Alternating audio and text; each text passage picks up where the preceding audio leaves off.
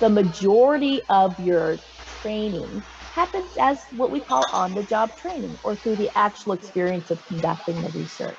So you may say that I'm going to work with my collaborator and mentor and consult with them as I analyze this data set. You're learning how to analyze that data set from your mentor collaborator. That is on-the-job training. If you do plan to take specific didactic courses or attend research seminars or attend national meetings, be very specific. What is the name of the course? What semester and year are you planning on taking it? And what is the objective of that course? What is the name of the short-term training session? Where will you take it? What is the information you expect to learn? Okay. And then for the more on-the-job training, talk about what new skills you expect to apply. Maybe you're going to be mentored on applications of statistical approaches that are less familiar to you, or are there laboratory procedures. Include this very grant writing workshop, okay? Say that you'll attend grant writing workshops. Discuss how you're going to practice your presentation skills. Perhaps at your institution or in your program, you have regular training meetings where you're expected to provide frequent updates of your research project. Include that, because you're not only presenting your research, but you're gaining very critical presentation skills. And indicate a percentage of time you're going to dedicate to each activity by year. And that percentage will likely change through the funding of this K-43 award. So as where maybe you plan to take 2 didactic classes your first year, but maybe no didactic classes after that. And you have this transition from short courses and didactic work to greater emphasis on the job training. Make it appropriate for your needs and your time. How many please? How many? 4. Okay. So include definitive goals with measurable outcomes.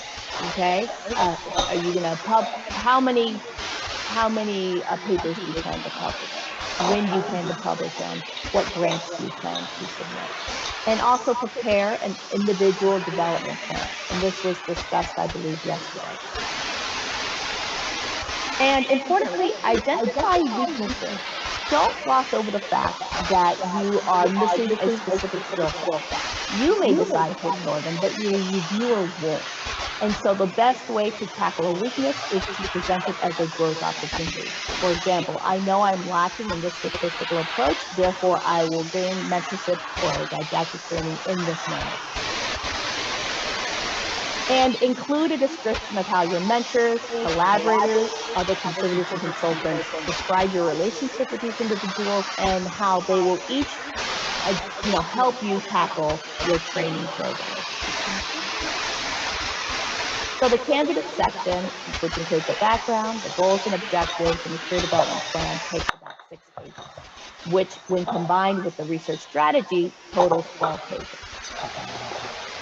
Now, you will have to provide a 1-page summary of how you're going to receive training in the responsible conduct of research. There's a format. The plan with only asynchronous online coursework is generally considered to be not acceptable.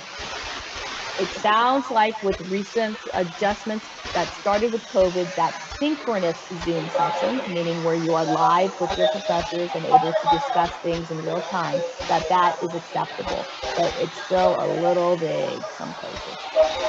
You need to describe what the topics are covered, describe the role of mentors and other faculty that may have in that instruction of responsible conduct.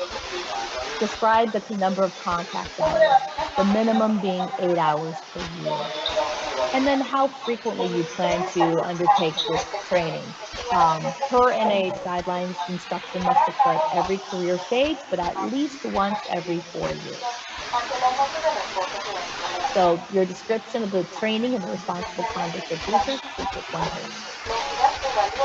The mentoring team and activities, you want to talk about who are the members of your mentoring team.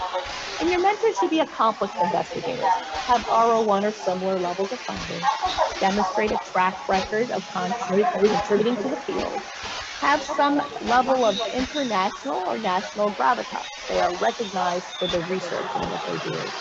And importantly, that they have a prior history of successfully mentoring other trainees. The K-43, again, requires a co-mentor, one from the LMIC and one that is US-based. And importantly, the LMIC primary mentor must have a primary appointment at the same institution as the applicant. You can certainly add other secondary co-mentors, especially if you need to supplement with necessary expertise. Ideally, whenever possible, it's wonderful to show a track record of having worked together with your mentors prior to the application. Ideally, you can show a publication where you have published papers together. And even if it's not an original research paper, even if it's just a review paper, it shows that you have worked together as a team. Plans and statements from the mentors and co-mentors need to be included. And these statements need to assess the applicant's qualifications and their potential for independence. And they should describe the mentors, their expertise in the research area, that they have sufficient support to cover costs of the proposed research that may be in excess of the K-43's budget, and that they have a successful track record in training other LMIC researchers. Detail how the mentor will participate in the career development plan, and talk about how this career development is going to be coordinated with the research strategy. And the LMIC mentor needs to specifically speak towards an institutional commitment to allowing the candidate to spend 75% of their time, effort on research and career development. And then describe how often you're going to communicate. So, you may have large team-based meetings twice a year, but individual meetings need to happen much more frequently. And talk about how the candidate will be evaluated. Both mentors must provide annual evaluations of the candidate's progress. It's a requirement for the progress report. And this needs to include an assessment at each stage of progress towards independence.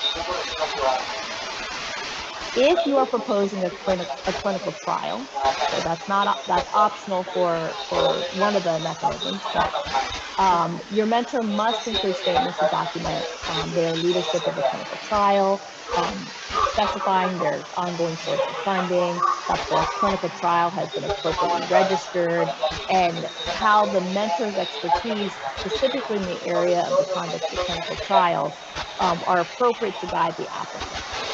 The mentor ultimately has the primary responsibility for leading and providing oversight of the trial, but they can talk about how they are going to train the applicant. So the mentoring plan and statements take 6 pages. Letters of support. So mentors and co-mentors and other senior or key investigators should provide letters, although strictly speaking, they're not required. Okay.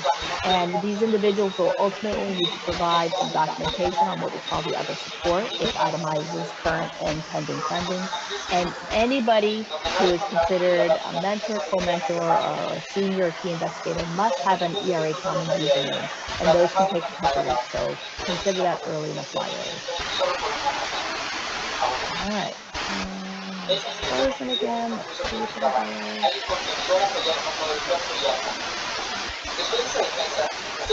Okay, there we go. Letters of support are required from collaborators, contributors, consultants, and advisory team members. They need to detail their appropriate expertise, confirm their participation and what roles they'll be undertaking, if they're having frequent meetings, what is that frequency. These letters are not generally considered to be integral to these individuals are not considered to be integral to the career development, but supplementary. Generally, it's a great idea if you draft your letter with your mentor's help, so you can make sure that the key messages are included in these letters. So letters of support from collaborators, contributors, and consultants is 6 or fewer pages. The candidate's environment, the institutional environment, talk about what it is about the environment that will support your research efforts. Are there equipment, supplies, clinical, laboratory, or office space? Are there funds? Do you get an administrative support? But then talk about specifically for your career development. Are there key faculty or research programs that are ripe for productive collaboration? Is the coursework and training that you feel you need, are they available at your institution? Something as simple as stating that you have a biomedical library with access to online journals speaks to an environment that supports research. If you plan for activities at collaborating U.S. institutions, describe the relevant environment there as well. It could be, I plan to attend this short course at this institution, and talk about that demand. Talk about your opportunities to interact with other scientists, even if they're not specific to your project. It's great to develop a feel that you are from a research academic institution. So these are investigators at your institution, or maybe these are other investigators that you'll meet at international and national conferences, or through collaborations or other consortia activities. You're only going to get one page though, so be very selective about what you want to present. Now, I'm almost at the end. So the institutional commitment. This is the institution's commitment to the candidate's research career development, and it has to be on letterhead, signed by the appropriate institutional official. And it has to say that your institution is committed to your career development, that you will be supported as you become a productive, independent global health researcher. And the strongest statement is when it says that regardless or not, if you get this grant, they are supporting you. Okay. They need to confirm your ongoing position, your start date, and a commitment to retain you at your current position. And they need to describe how they'll release you from other obligations if you are successfully awarded this award. So you need to be able to spend at least 75% effort on research and career development activities each year. So we expect to see a detailed, details on what your teaching load will be, or if you have other clinical or administrative responsibilities.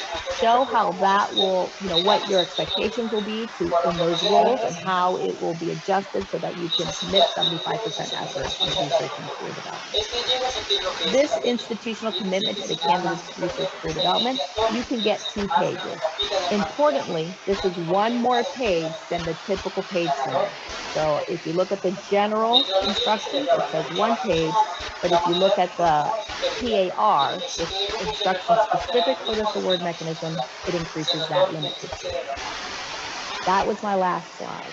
So I don't know, I think we're a little bit over time, so I don't know if we have time to take any questions. But I'll stick around for just a few minutes, and I try to address anything on the chat.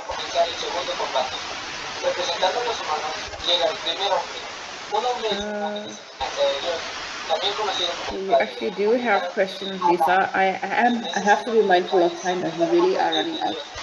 Perhaps you could answer those 2 questions on the chat. Yes, I'll try to tackle those. Thank you. Okay, thank you. And so now we're going to move into a presentation by Nabila, who's going to be talking about timeline and milestones. I just want to assure everybody that we will be respectful of your time and adjust the program such that you will still be able to finish on time. Nabila. Great, thank you very much.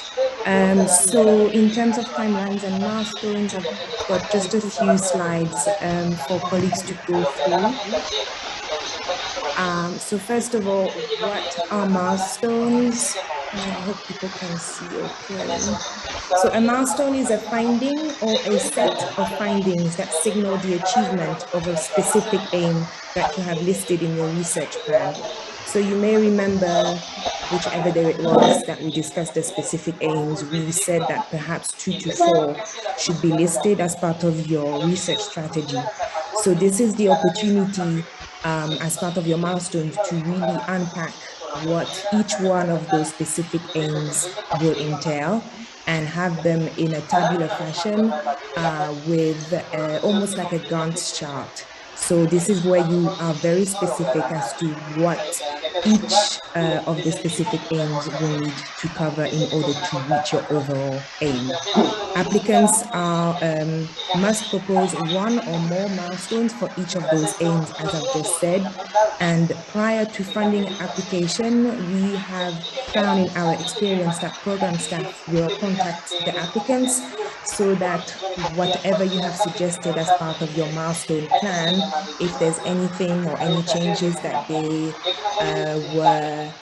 that they want to make, or that the review panel thinks would be helpful to the achievement of your specific aims, they will communicate that to you. Then after a bit of back and forth, you will eventually have a final set of approved milestones that will be specified in your notice of award document, which is often shortened to an NOA. So to just illustrate the process that I've just lumped there in one slide, I'll take you through each one by one. If I can move my screen. There you go. I'm using as a case study the Intercare project milestones. So this is a document that we prepared back in 2019. I believe Ari is on the call. He can correct me if it's been longer than that. And essentially here we have our aims that we have split up in columns here. And then we have unpacked the duration of the grant year into months. And everything gets specified, and in the gray is the exact time point that each one of those is supposed to be completed. So very much like a tabular listing of each of the tasks for each of the specific aim, but then also a Gantt chart aspect because it helps you to tabulize your task for the delivery of your project. There's no limit as to how many of the milestones you are going to have. For our Intercare project, we unpacked it and had 60 timelines at 6-0. And since we have submitted this plan, we have just reviewed our document and updated it. And we now have 74 milestones as part of the Intercare project. But it's a 5-year project, so we are expected to do a lot over those 5 years. In terms of the milestone reporting system, this is a screenshot from an NIH eConnect database or portal, I should say, which is what the NHLBI staff use to monitor the timelines that we said we were going to complete, and where we also get some ideas as to what our milestone plans need to contain. So like I've said, you're probably going to have some inherent milestones as part of your specific aims, but you may also want to have a check before you complete your plan into the eConnect, because they actually have a master list. So some of those milestones are standard and would be applicable for all projects. So for example, Prof. Lisa just talked about completing research training, for example. That's always going to be applicable. So that's going to be into every project and it's on that master list.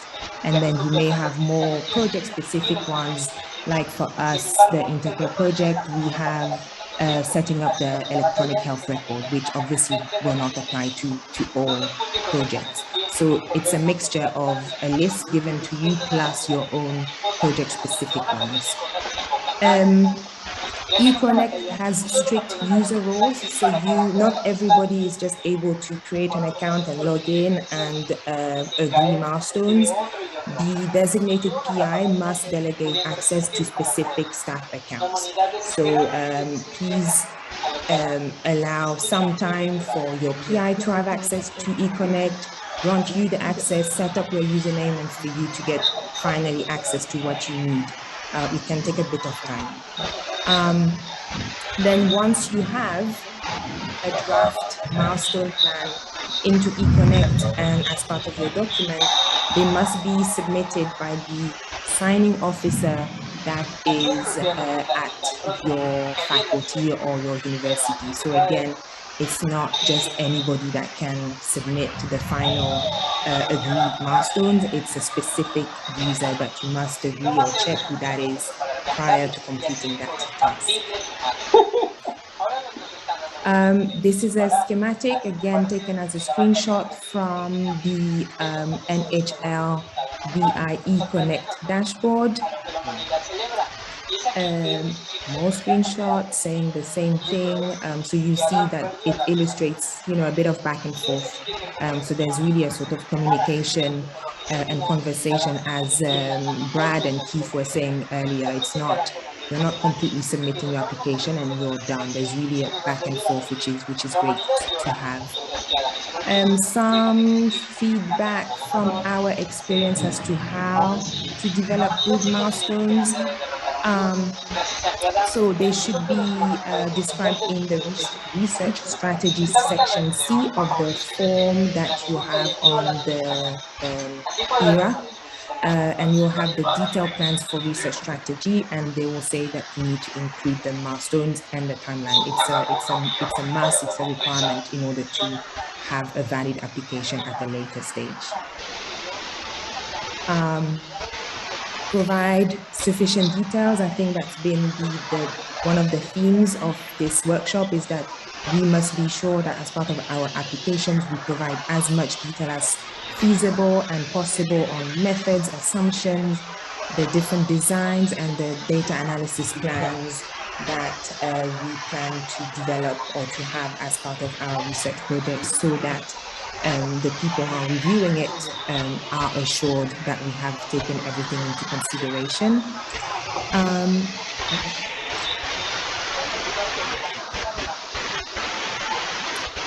And specify the timeline for each of the milestones, so that even for yourself as a project leader, you are able to keep to track what you had planned to do. And it's particularly important in our experience for projects who have to roll on year by year. Be aggressive in terms of the time that you are giving yourself to complete each of the milestones, but you must also be very realistic, because if the milestones are not fulfilled at the time you had specified, it may affect your transition period, and it may affect the rest of your project and your grant. So it's finding the right balance between what you need to actually do and giving yourself ample yet reasonable time to successfully complete this. Define at least one milestone for each of the funding year. This is because you need to be able to demonstrate to the funder that you'll be doing at least some work for each of the year that funding is due to be received at your institution. In terms of final comments, as I alluded in terms of the timeline, any deviations from the agreed timeline and milestones should be communicated to your project officer as soon as you become aware that there may be some issues in meeting what you had said. You also have a set of documents that you have to complete on a yearly basis. One of them is the annual progress report, which also will record the reasons for any milestones that were unmet. And then constantly reevaluate the accuracy of the milestones that you have developed, the milestone plan that you have developed, and keep a detailed record as to how they were successfully met. So as I mentioned earlier, in terms of the Intercare project in Botswana, we had prepared those 60 milestones way back when. And as the project continues, we are realistic and checking and becoming aware of new things that we need to do. And this is how we are now on about 74, which is very okay. It means, it is research, things happen. And as long as the communication lines are open with your project officer, there's no issues with that whatsoever.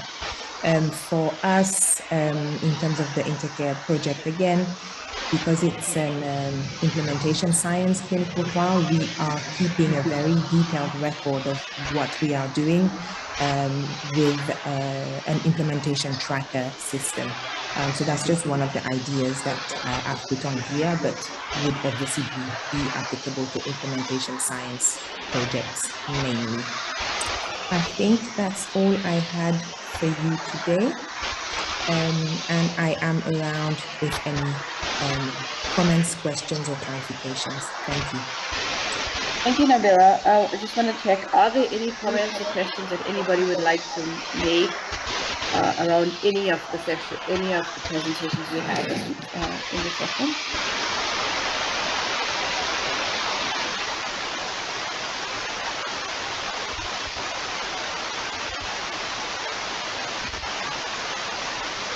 Don't see any hands up.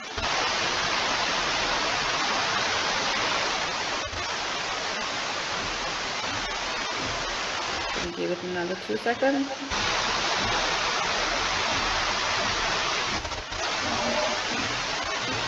I hear somebody. There we go. Mercy, would you like to ask a question, please?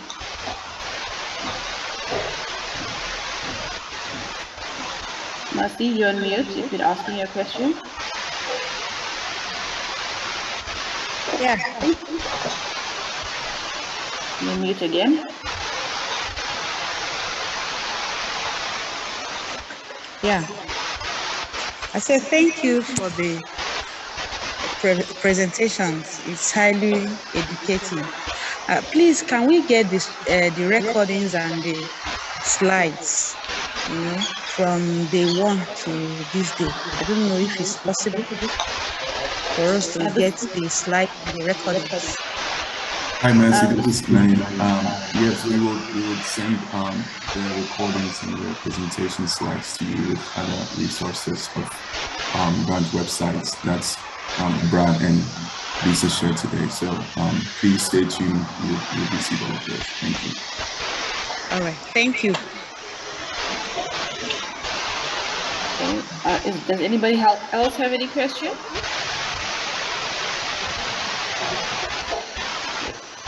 We will have another opportunity afterwards, after the break, to also ask questions if something comes up. We scheduled a 15-minute break, but I'd like to bring that to 10 minutes if people are fine with that. Or, okay, let's just say we will start at, what is that, 16:50. So are people fine with that? Yes. Okay. So, Manuel, if you'll put your timer on, please. Thank you.